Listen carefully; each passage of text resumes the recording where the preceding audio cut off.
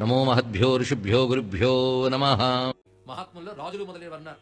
అలాగే భాగ్యాకరం అనే ఒక ప్రాంతం ఉంది, దాన్ని తిరుమునైపాడి అంటారు తమిళంలో.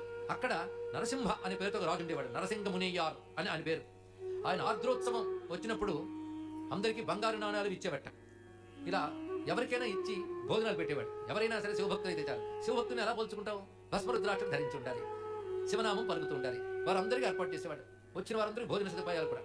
అలా చేస్తూ ఉంటే శివుని ఆరాధన చేస్తూ కోరుకున్నాడు, ఎప్పుడైనా నువ్వు వచ్చి భోజనం చేస్తే బాగుంటుంది వాళ్ళందరిలో కూర్చొని, పంక్తిలో కూర్చుంటా. ఆయన విన్నాడో లేదు తెలియదు.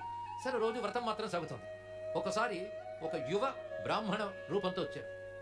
వచ్చినవాడు శివుడు ఆయన తెలియదు, ఆ రూపంతో వచ్చాడు. ఎలా వచ్చారంటే బ్రాహ్మణం ఉచితమైన వస్త్రాలు ఏం లేవు. మళ్ళీ అంటే మడి పంచు కట్టుకోవడం, భోజనం చేసే పద్ధతి ఉంది. విప్రుడు భోజనం చేసే పద్ధతి మడి కట్టుకుని వాడు వచ్చి పరిశేచన చేసుకుని ఇవన్నీ ఉంటాయి కనుకనే వారి పంక్తులు వేరు అని ఎందుకంటారంటే, వాడు నిత్యం చేసుకుని ఉపాసన అనుసరించి దాన్ని పరిశేచన చేసుకుని ఆ మంత్రములతో పవిత్రం చేసుకుని తర్వాత అభిగరించి ఇత్యాదులన్నీ ఉంటాయి.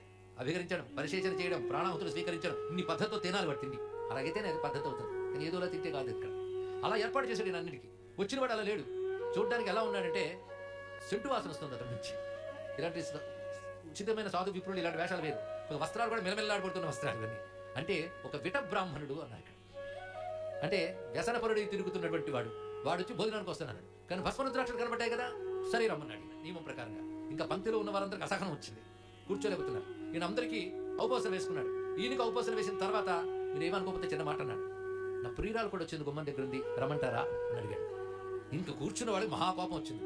కానీ ఈయనకి కోపం వచ్చింది, కానీ నియమం ఒకటి ఉంది కదా, శివభక్తుడు కనుక తప్పకుండా ఆ నియమం పాటించాలి కనుక రమ్మనయ్యా అన్నాడు. ఇక్కడ ఆమెను పిలిచి వచ్చేటప్పటికల్లా ఇద్దరు అంతర్ధానమే శివపార్వతులు సాక్షాత్కరించారు. ఇంత నియమం పాటిస్తున్నారు అన్నాడుగా, పంక్తిలోకి వచ్చి చేయాలని చేశాడు. ఆయన అనుగ్రహించాడు. ఇంత నియమానికి కూడా పరీక్ష పెట్టాడు. అనుగ్రహించి వారికి కైవల్య ప్రాప్తి ఇచ్చాడు. ఈయన పేరు నరసింహ మునియార్య నాయన.